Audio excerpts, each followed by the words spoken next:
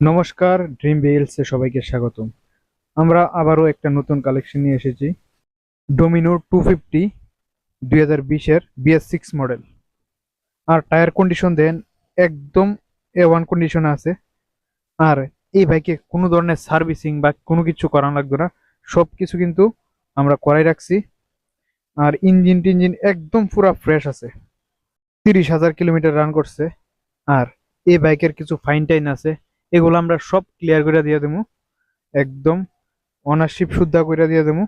আর এটার প্রাইস রাখছি আমরা মাত্র অনারশিপ সহকারে 1,10,000।